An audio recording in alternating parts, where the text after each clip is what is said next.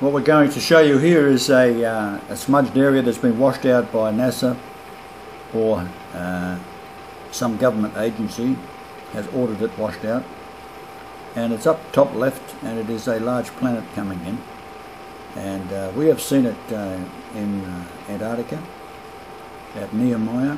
We've seen it many times over the last at least year and a half, 2 years. So what we've got is Comet Ison, which passed the Sun on the 28th of November. Now, it is the greatest comet of all time, and the comet that was prior to it, which in the century of the era of 1769, it was also regarded as the greatest comet seen, and it was recorded by Cook in the ship's log. So we'll play it, and if you keep watching the top left, and we will stop at the point where you can get a close-up of it, the idea is that everyone's watching the right as the comet's coming in. It's passing the Sun at 8,888,000, and they report it as being 8,888,008 kilometres, when in actual fact it's 8,888,888, the Jesus number. So that's the point. So we have the comet, the first time round, 30th of August 1769, Cook sailing from Antarctica after he had been in Tahiti observing the transition of Venus. Venus is a morning star, which is what Lucifer is trying to become in the scriptures, and in Isaiah 14:12, and in later Bible translations it's been removed entirely, and you don't have any idea that Lucifer, god of Freemasonry and the Jews, is trying to exalt itself to be God or above God. This is the morning star prophecy, and under the Vatican you'll find that there is Lucifer, the morning star, riding a horse, a white horse, as prophesied in the Bible of Jesus coming on a white horse. White horse is a parable, it means power. If it says white horse, it isn't a white horse, it's the parable. It is like a white horse. Great power is what it means. That's why the Queen rides a white horse, as Saddam Hussein rode a white horse, it's power. So we'll play it now, and you'll see the phenomenal thing that's happening with not only the comet of the century, it's the greatest comet of all time. So we have two comets, 1769, you add 8,888 days to that, and you get January the 11th, 2013, which of course is my 69th birthday, and we'll comment on that as we get to it. So the 8888 number is Greek gematria for Jesus. December 3rd, 2013. Guys, this video came about kind of strange, and I'm going to show it to you.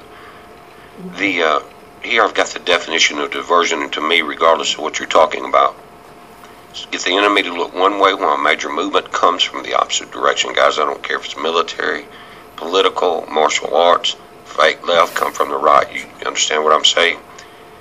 Now, Ison we were told by mainstream media before YouTube started talking about it, that Ison would be the comet of the century. And we watched it. It's been beautiful, still watching it. I'm going to show you the new images as it comes across the sun and spreads out further. You see it coming into the top right there. But I was watching a radio show yesterday, and someone sent a video. But anyway, this whole time, guys, they were going to all the trouble to move the SDO cameras, get everyone to look, get everyone that had ground-based images to watch Ison on the 28th. Send their images in, get everyone's attention. Do not look back. Do not look back. Look at the sun on the 28th. Now you're seeing a smudge ring on both images. See that circle? Well, that's after these images were scrubbed. And my friend from Austin, Nick Danger, sent an image into Paul Begley's show yesterday while I was watching it, and asked if we knew anything about it. So I went back, and they had scrubbed it from the SETI A camera. That's all that's left. If you'll go to that timestamp on the 28th of 4:09, you'll see just that circle. Well, I happen to be recording most of the cameras on the 28th. Top right is the picture they sent in to the radio show, where you could see it there on live stream, guys. And at first I wasn't sure because it was so grainy just watching it, through a couple of levels there. So, but I matched it up in dates, and this is what it looked like before it was washed. Now, the entire world was looking to the right on this exact time. You see the tail of Ison going in here in the large picture, inky under it. Okay, the whole focus of the entire world was the opposite direction. Well, I checked this thing out, and again, I was recording it on the other cameras on that day. Most people were. And before they got back to the SETI HI-1A camera, I went back and I got about 4 clips. This thing came in from the left. I was checking it on this gray camera because it will eliminate almost any lens flare that you're dealing with. Okay? Well, why would they scrub it on the left side, guys? This object, don't know how big it is, came in from the left. They knew the timing it was coming in. They knew to get everyone's attention towards the sun. Comet Ison was coming in perfect opportunity. We're still watching it. I'm still watching. So here's a close-up of it. This is what we've seen down in Antarctica several times, and now we have the distances that the flyby of the comet itself, while this huge planet is coming in. And I've said all along that this huge planet is what is affecting the North Pole, that has now, the axis of the Earth is now tilted over. We're in Egypt on the Red Sea at the moment, and the sunrise is coming up, and you can see that it's slowly moving towards the sunset, and it is around a 90 degrees, so it's not coming up where it should come up and then set 180 degrees or so on the other side from east to west. It's now coming up in another direction, and it's only 90 degrees off, which is what we confirmed with the axis tilt of when we was in England, and we was able to determine that off of Herne Bay near Folkestone, about 25 miles off the coast of Herne Bay north would be the axis point, because what we observed there is in Folkestone is that the sunrise would come up what appeared to be just above the east, would go above our heads at Folkestone and then around, and then as it's going around towards the west, would keep on going and scoot across the sky and set in the east about where it came up. Meaning the only way you'd see this is when you're on the North Pole. So the North Pole is obviously where we were. We're about 50 miles, say 70 kilometres off the North Pole. Now, Ash is going to read a little bit of what I've written out here as a few notes concerning the 888 number, and we have the 2 greatest comets in history. This one now is far in excess of being a wonder than the one in 1769. So if you read that, my dear. Okay, well, 30th of August 1769 is when Lieutenant Cook sighted the comet that he recorded in his ship's log. Now, working in days when adding the Jesus number, which is 888, it's Greek gematria for Jesus. It's what the 888 is all about in these end times. Adding 88,888 days to that date, 30th of August 1769, it arrived at January the 11th, 2013, so on the 69th birthday of the Christ, Jesus Christ, whose name today is Brian Leonard Golightly Marshall. 888 is also Trinity Lee, she being the reincarnate of the Holy Mother Mary. Trinity herself was 8.88888 years old on January the 11th, 2013, the 69th rebirth date of Jesus. Now, Trinity was born on the 21st of February 2004, which happened to be 888 weeks after Brian's marriage to his second wife on the 14th of February 1987. She was the English woman where the angel Gabriel told him to marry that one. January the 11th, 1944 is the most holy day because it is the rebirth date of the Lord Jesus Christ, when the sunrise to moonrise was 888 minutes. 8.88 years after the Christ's brother was born. Illegitimate brother, by the way. Now, the Christ's daughter was conceived on July the 27th, 1967, and born May the 4th, 1968. At conception, Jupiter, which is 88,800 miles wide, was over Port Alberni, Canada, where the conception took place for a period of 888 minutes. On the day that Tracy was born, May the 4th, 1968, the sunrise was 888 minutes. Sunrise to sunset. And I was 8,880 days old. So you can see the 88 number is significantly written into the script of the Second Coming. Now, the Messier comet, which is that one that was sighted by Cook on the 30th of August 1769, was actually sighted by Messier on the 22nd of August 1769. When adding 88,888 days to the 22nd of August, it lands on December the 20th. To the 8th of August, when Messier in France discovered it. What did I say? 22nd. Wait a second, I'm in 22 days earlier. Yeah. No, it must be the planet coming in because all the wires are... Anyway, moving right along. So from the 8th of August, when Messier recorded it... In France. Lands on December the 20th, 2012, and that's the rebirth date of Trinity's mother. She was 33 on that day. Right.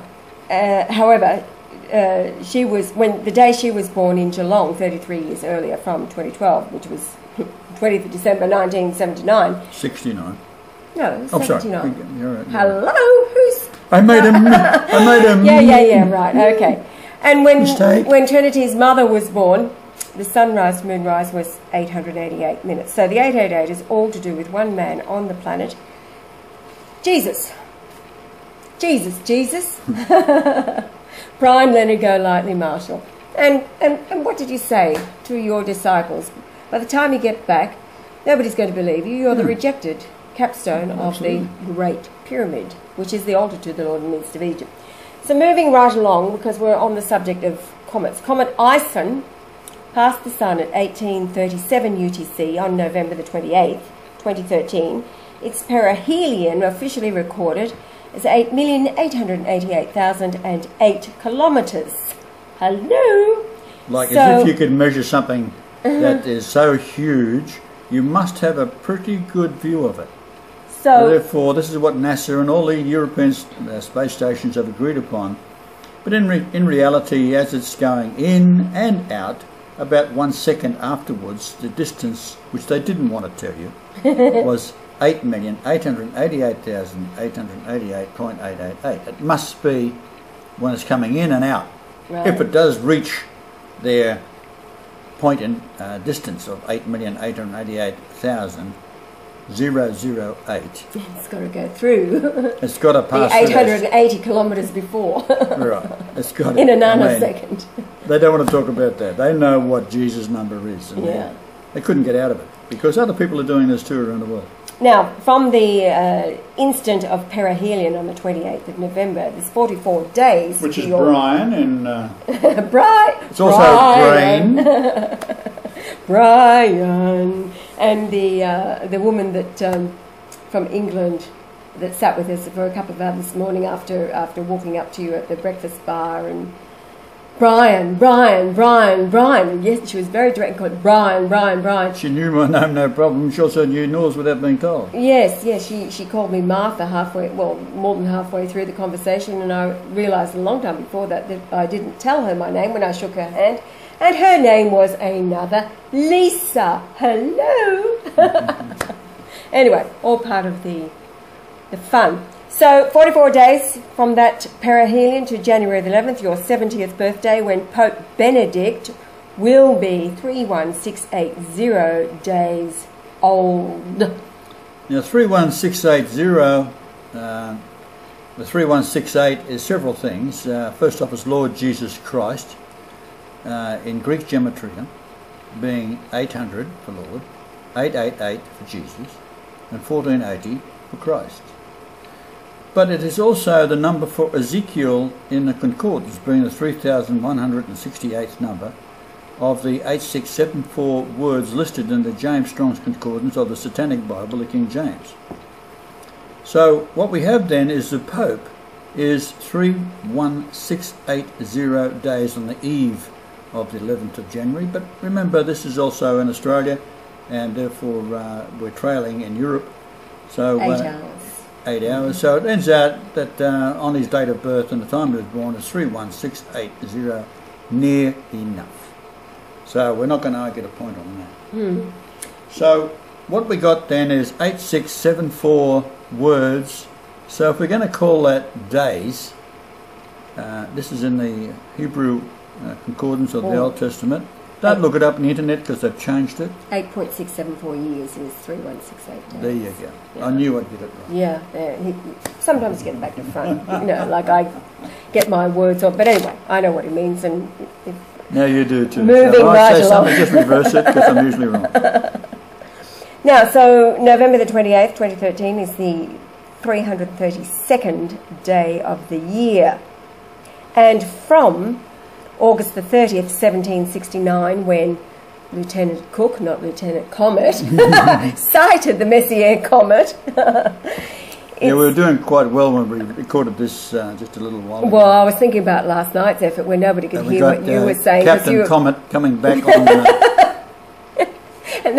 what happened was Cook was sent to study the transition of Venus, which is the morning star, which will be given Jesus on his return. And of course the church, being dominated by Satan and Lucifer and the Jews, they are attempting to elevate their God, Lucifer, above the Almighty.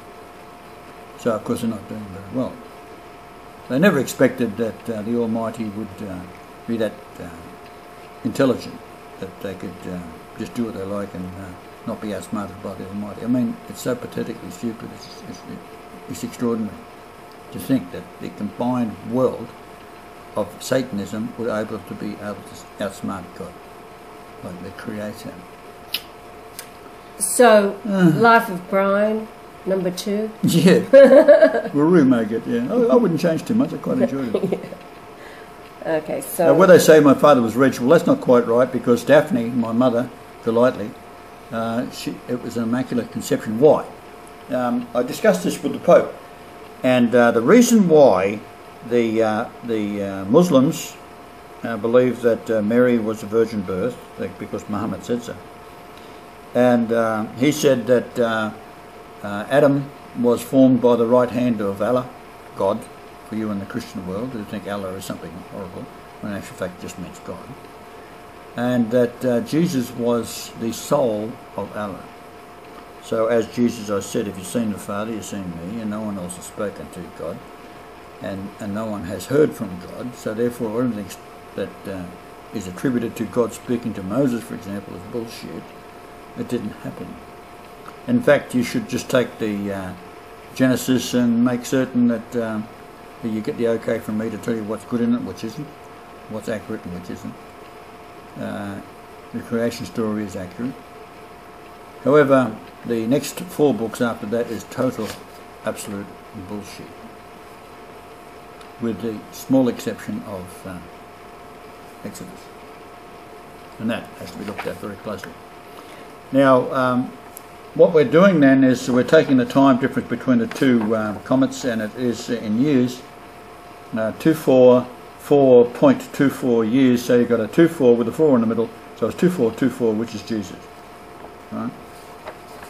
So bear that in mind. Now we're just turning the page over, some more notes on the other side. Yeah, well, this is about Tracy, your number 1 daughter's birth. Well, look, I'll just move forward a little bit here. These are all enhanced images that I did. Guys, and when the solar flare came across this thing, the shadow of it even changed. There you got Dad. He's referring to the height of the planet above the sun in its equatorial plane, and you see the light is coming from below, which is where the sun is giving its light towards. Now, the reason you can't see this with the naked eye is because the light bouncing off it is in the range where the human eye can't see it, but the camera can see it. That's the point. James, look at this. See how the flare came across Ison's tail?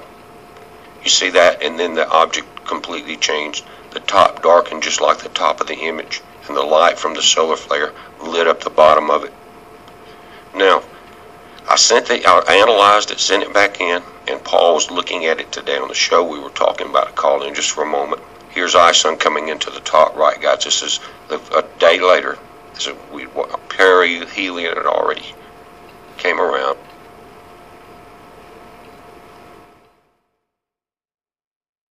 It's the same camera though, just to show you you're not seeing it there. It came through on this camera on that date.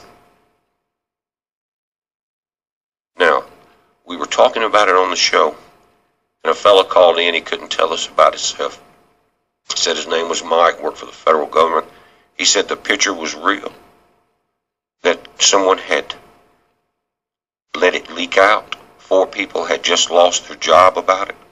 But I'm sure Paul will probably archive that video tonight. I'm not sure his schedule on how he does that, guys. Some of you know more about that than I do. But he may have the guy that called in. It's not me. I mean, there was several hundred people on the radio show at that time that heard him call and say the images are real. And guys, I couldn't get them to blend out or to create any type of anything that looked like a lens flare. Now, a couple things here. You got a small asteroid out to the top left as we're looking at Ison coming in. Now, I want you to notice something about Ison here. Is that I'm going to bring it up and I'm going to do a still shot, but it almost appears to be turning. In other words, it looks like a fan from the side. It's actually a cone, looking at the bottom of it. And there's a shadow on the left side, and it appears to be turning somewhat. That could be natural because of the way the camera's turning. And Ison should be going in a straight line now. Now, this is Lovejoy. I was looking over on this camera to see what if Ison had appeared on it yet, and it has not.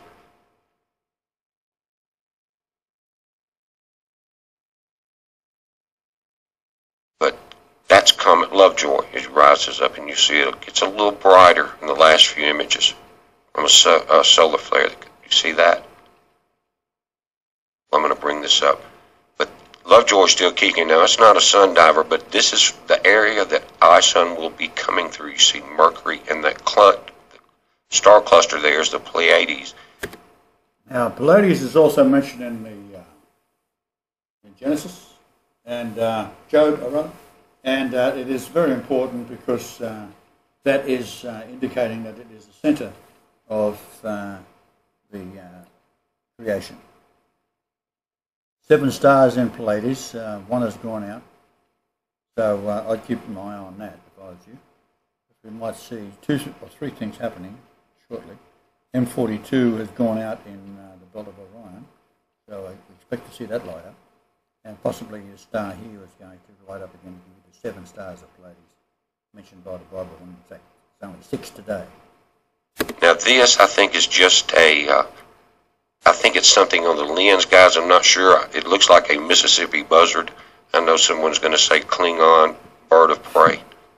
It's moving right there. I don't know. But that's Lovejoy there. And this is the area we're going to be watching for that fan pattern of Ison if we can pick it up on this camera. Now, check this out. This is the one I had saved that I went back. Did you see what happened on the left?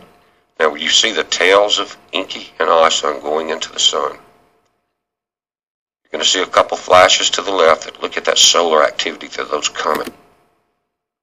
So there it is right there. So it's pretty obvious. That is a very large object, and that is what's causing the Earth to tilt over. At the moment, it's at least 40 degrees. The axis of the Earth is tilted over on its side, and that accounts for the sun rising in strange locations and then setting 90 degrees later, where it should be at least on the other side, east to west, is 180 degrees apart. So, okay, further north you go, the less you're going to have between the two sunrise and sunset, but it's certainly not 90 degrees. It only can happen in the North Pole or approaching the North Pole. So that's what's happening in Egypt at the moment. creating, guys. There's our image. It's not a sun flare. I mean, a lens flare, guys. But wait, I forgot. You're not supposed to look that way, remember? Don't look back all out.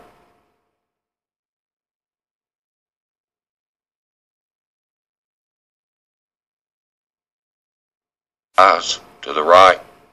Stay in step. Here's after the flare comes under. Lights up the bottom of the object. Here, they've scrubbed it. There's still a faint circle in the time. Now,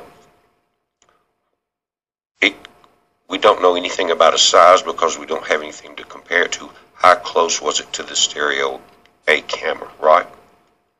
But we do know that it was taken off. Why? Got a caller that sounded official. Sounded like he knew what he was talking about. 4 people lost their job over that image getting leaked to the public. Is there something out there that will make a man's heart fail out of fear, guys? What's going on with this? Don't know. It's a heads up. Be safe.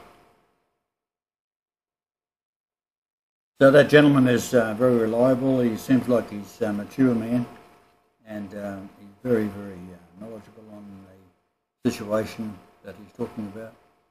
So, indeed. Now, we've got a few more notes to end up with.